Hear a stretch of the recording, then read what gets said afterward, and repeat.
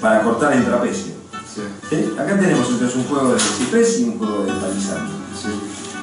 Let's start by saying that this is pretty obsolete and nobody's questioning how come it's possible that in the last 100 years there is only rosewood and cypress for the so-called flamenca when there are so many options, which of course the traditionals do not explore, but fortunately enough AG did explore and get marvelous results either with negra guitars or with the blanca, of course eliminated out of the picture the cypress completely, because there is a reason why Paco de Lucia did not appreciate the cypress. Actually he created the negra thing because he did not like what the cypress thin sound is, etc., that I explained in other videos already. But let's just say that this is not the only option for a clear wood on a bright tone or high soprano tone or whatever you want to say guitar, and therefore there are plenty of options which these fellows do not consider. Like what? Well, Here we have the maple, for example.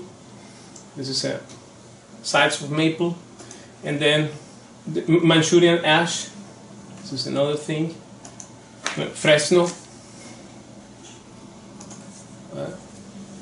Brazilian tulip wood,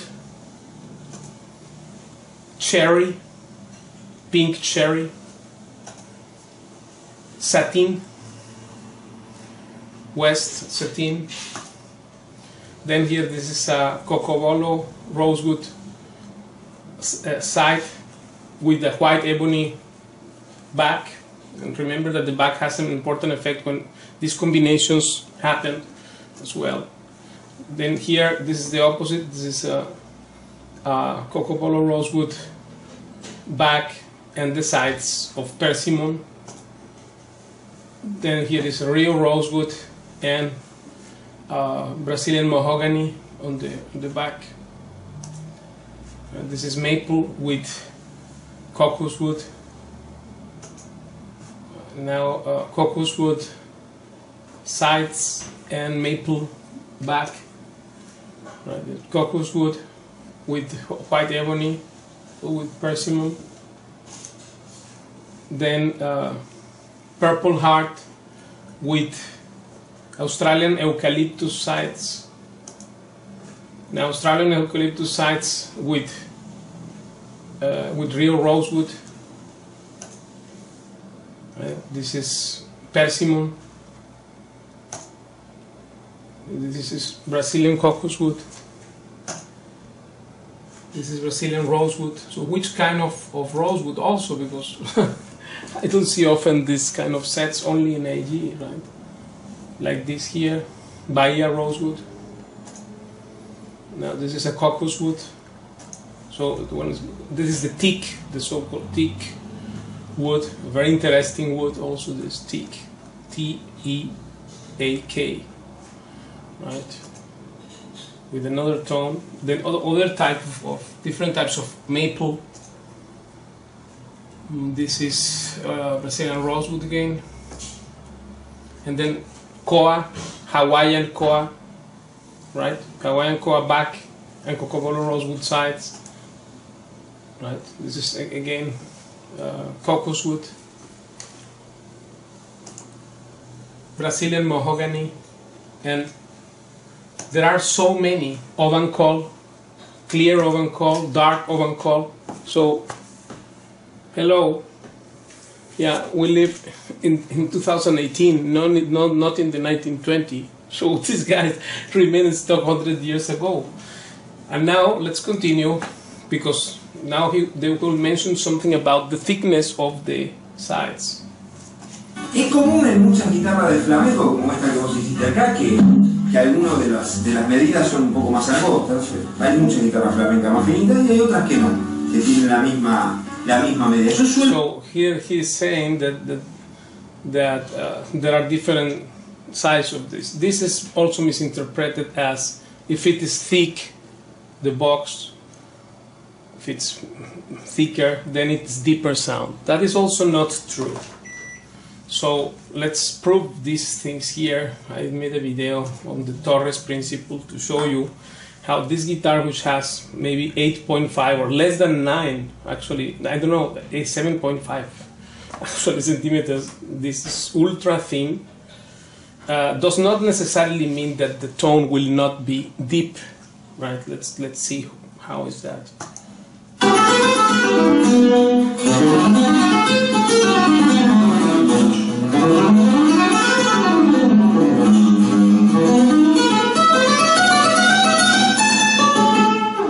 It should not be short sound, because this is thin and the other is thick, and therefore it should sound more or deeper. That's not true. Of course. Alright, now let's see the Barbero 1945, which is much thicker.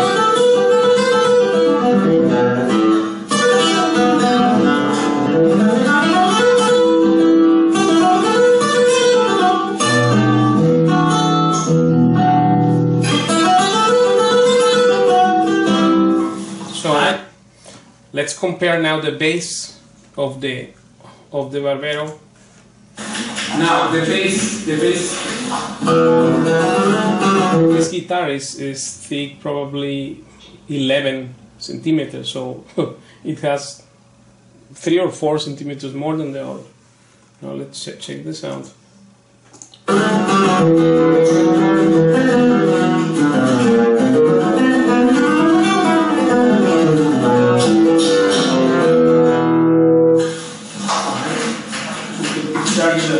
Just about the tremors.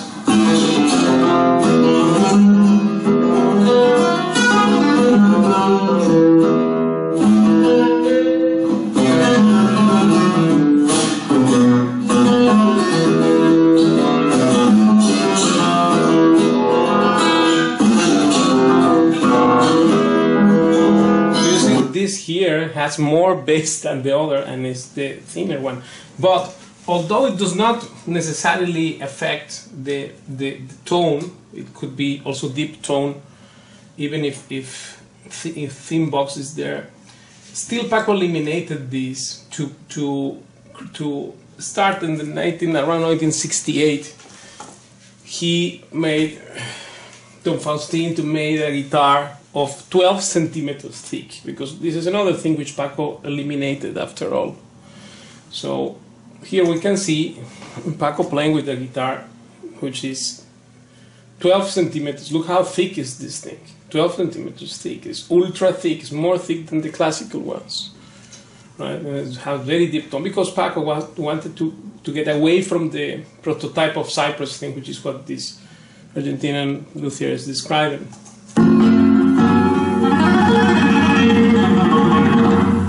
So this is totally thick here, you see. Now it's true that depending on the way of making the guitar, it becomes thicker or thinner, the sound as well, but not necessarily, as we could observe with this guitar here.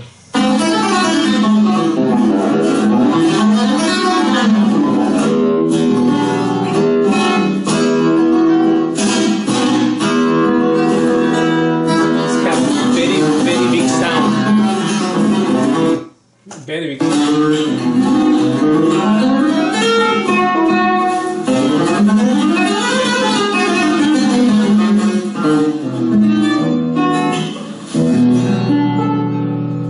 So it has sustain, it has everything, right? So anyway, because why? What Paco wanted with this thing more is that it does affect the grip, how you grab the guitar, the posture and the stuff. This is much more comfortable. In fact, I also prefer thick guitars. This is another of the innovations that Paco started back in 1968. Because before, all guitars were thin, not more than 9 centimeters. No guitar, flamenco guitar, was more than 9 centimeters thick here. Thickness of the box, and Paco then changed things with this idea taken from the classical guitars.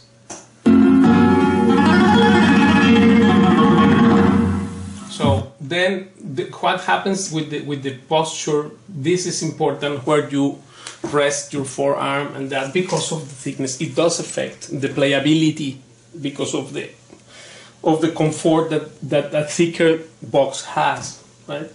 Here I can prove you this with a student from Estonia, Andre Macker, a very good student.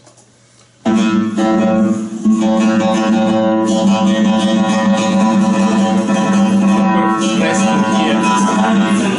Let's see what happens here with the wood. That's the thin guitar, now look.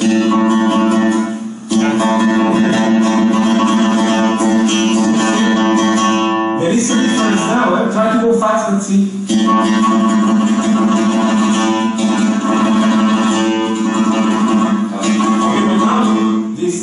This is not locked. Don't lock the rhythm. That's fine. That's good also.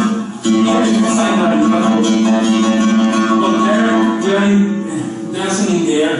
Yeah. Because of these two things. That's why I'm checking to people by 78, 70, 60, from the 68, 69.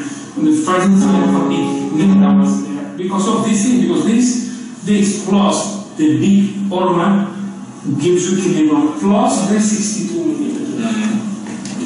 So wider guitar, and especially this guy also is pretty tall. So if it's thicker, then he can rest much better the forearm. So therefore, here we go with this thing about the thickness and the size. So there is not much more to say because these people keep saying the same things, like the same of what they even don't know is the same, because they are so much into it that they don't notice it. It's just like the fish does not realize he lives underwater, right? Suelo hacerla no tan finita la guitarra de flamenco, suelo hacerlo casi con una medida de guitarra clásica convencional. Perfectamente en este diseño que vamos a hacer, lo podemos hacer con la medida de la guitarra mágica que tiene 90 en el traste 12, en la anchura del aro, y en la culata tiene 140. Entonces, bueno, tenemos que decidir qué parte va a ir para el lado de la tapa, para el lado del fondo. ¿Qué estás hablando de la guitarra ciprés, la flamenca? Tanto la guitarra de ciprés como la guitarra de palisandro, ¿no? En el palisandro sí se ve que uno puede jugar un poquito más con los colores y qué elegir para cada lado. Lo que la lutería tradicional española suele hacer es que toda la madera de los palisandros, que se destaca bastante, toda la madera dura, es la madera más oscurita, la madera más clara, una madera más reciente, es un poquito más clara. Generalmente la madera dura se pone para el lado de la tapa y la madera más blanda para el lado del fondo, aunque hay gente que lo invierte. Acá está definido. En este caso está definido, acá tenés una zona que ya casi es sábado, que está muy blanquita, y la parte más de la lura y que va hacia el duramen está del lado de la tapa. Hay otras guitarras que lo tienen absolutamente invertido. El caso típico es una guitarra muy conocida por lo que más los romeros, por Miguel Rodríguez, donde muchas veces pone el sámago del lado de la tapa, ¿no? Que se supone que ahí da un aro más flexible, porque la madera más clarita en los palisandros es más flexible que la madera más dura, ¿no? Entonces eso puede alterar cierto comportamiento de la vibración de la guitarra, que es uno de los misterios, ¿no? ¿Qué concepto que decís de la madera más dura, entonces por qué? Bueno, yo particularmente es algo que siempre veo en muchas guitarras españolas, y a mí yo particularmente tiendo a identificarme que en ese punto tiene que haber cierta rigidez, porque la parte de la tapa nos va a contestar toda la estructura de las cuerdas, del movimiento, no sé por qué, pero es instintivo, no, acá no hay ninguna explicación física en el medio, simplemente no hay instinto. Okay, good luck with the tradition. Lo que descubrí ahí la improvisación. La improvisación es algo que yo pienso que cada músico del estilo que sea, del clásico, del flamenco, de cualquier otra música, debería aprender, porque la improvisación te da mucha libertad y a la vez te da mucho conocimiento de dónde estás tocando, de cómo estás tocando, de qué armonías están en cada momento, ¿no? Muy bien. Pablo. Sí, Paco, ¿qué es para usted la música popular y qué es la música elitista? Yo creo que la música elitista es el refinamiento de la música popular. Por ejemplo, el flamenco. El flamenco originalmente es una música popular, la música del pueblo andalusí. Pero creo que ya no le pertenece más al pueblo, porque de pronto habemos gente que nos hemos pasado toda una vida encerrados puliendo esa expresión popular. Entonces ha llegado a un nivel en el que el pueblo ya no tiene acceso, sobre todo a los matices que vamos consiguiendo la gente como yo, que nos pasamos muchas horas elaborando esa música.